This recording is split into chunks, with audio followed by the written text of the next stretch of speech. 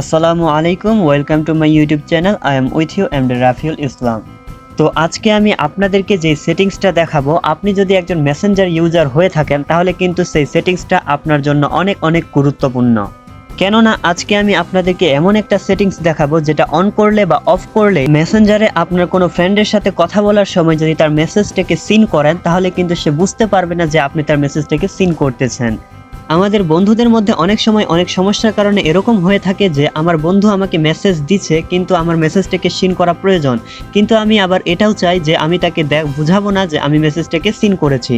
তো আপনি যদি অনেক দিন থেকে এরকম একটা সেটিংস খুঁজে থাকেন তাহলে আমার আজকের এই ভিডিওটি আপনার জন্য। তো চলুন ভিডিওটিকে শুরু করা যাক।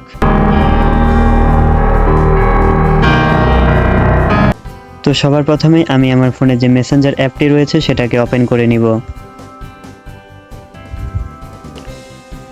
তো মেসেঞ্জারটি এখান থেকে ওপেন হয়ে গেলে এখান থেকে আমি যাদের সাথে মেসেজে কথা বলছি তাদের মেসেজগুলোতে যদি আমি একটু যাই তাহলে এখানে দেখতেই পাচ্ছেন আমি যাকে মেসেজ দিচ্ছি সে যে আমার মেসেজটাকে সিন করছে তার প্রোফাইলটা কিন্তু এখানে ভেসে উঠছে। আর তার প্রোফাইলটা এখানে ভেসে ওঠার মাধ্যমে আমি বুঝতে পারছি যে সে আমার মেসেজটাকে সিন করছে। কিন্তু আপনি যদি চান যে আমি আমার ফ্রেন্ডের মেসেজকে সিন করব কিন্তু সে বুঝতে পারবে না, তাহলে কিন্তু এটি আপনি খুব সহজেই করতে পারবেন। তো আপনি যদি চান যে আমি আমার একজন ফ্রেন্ডের সাথে কথা বলছি, কথা বলতে বলতে আমি তার মেসেজটাকে সিন করব কিন্তু সে বুঝতে পারবে না, তাহলে আপনার জন্য এরকম কিন্তু সেটিংস রয়েছে, হয়তোবা আপনি জানেন না। তো যদি না জেনে থাকেন চিন্তার কোনো কিছু নেই, আমি এখন আপনাকে কি করে এই সেটিংসটা করতে পারেন এটা দেখিয়ে দিব। তো এখান থেকে আপনি আপনার যে ফ্রেন্ডকে মেসেজ করার সময় দেখাতে চান না যে আপনি তার মেসেজটাকে সিন করেছেন, সিম্পলি তার প্রোফাইলের উপর ক্লিক করবেন। তো তার প্রোফাইলে ক্লিক করার সাথে সাথে কিন্তু আপনি তার সাথে যা যা কথা বলছেন সব কিন্তু এখানে দেখতে পাবেন।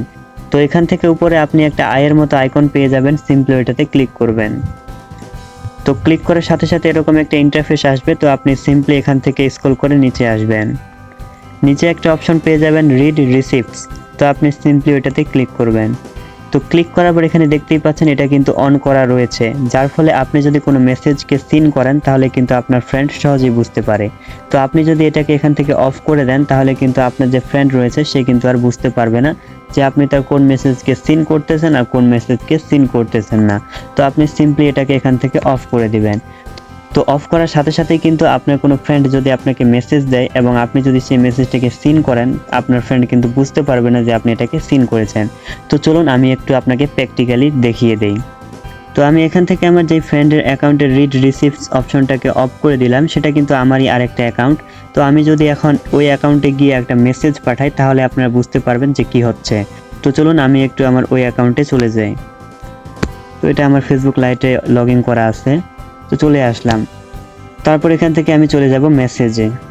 তো মেসেজে আসার পর আমি আমার যে অ্যাকাউন্টে থেকে এই অ্যাকাউন্টের রিড রিসিপ্টস অপশনটাকে অফ করলাম, আমি ওই অ্যাকাউন্টে একটা মেসেজ পাঠাবো। যেমন আমি আপনাদেরকে দেখানোর জন্য যদি এখান থেকে হ্যালো লিখে একটা মেসেজ করি,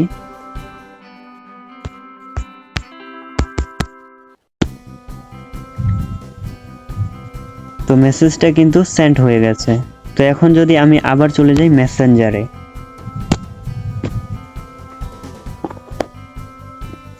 তো মেসেঞ্জারে আসার সাথে সাথে দেখতে পাচ্ছেন মেসেজটা কিন্তু এখানে চলে এসেছে। তো আমি যদি এখন মেসেজটাকে সিন করি,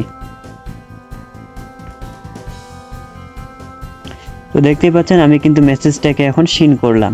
তো এখন আমি আবার চলে যাব আমার ওই অ্যাকাউন্টে, গিয়ে দেখব যে আমি যে মেসেজটাকে সিন করলাম ওখানে কি দেখাচ্ছে কিনা যে আমি মেসেজটাকে সিন করছি। তো এর জন্য আমি আবারও চলে যাব লাইটে। তো এখানে আসার পর দেখতেই পাচ্ছেন আমি কিন্তু মেসেজটাকে কিছুক্ষণ আগে সিন করলাম, তারপরেও কিন্তু এখানে দেখাচ্ছে যে আমি মেসেজটাকে সিন করিনি। তো বুঝতেই পাচ্ছেন সামান্য একটা অপশন রিড রিসিপ্টস, এটাকে যদি আপনি জাস্ট অফ করে দেন তাহলে কিন্তু আপনি যার যার সাথে মেসেজে কথা বলবেন তারা কিন্তু আর বুঝতে পারবে না যে আপনি তাদের মেসেজটাকে সিন করতেছেন নাকি সিন করতেছেন না।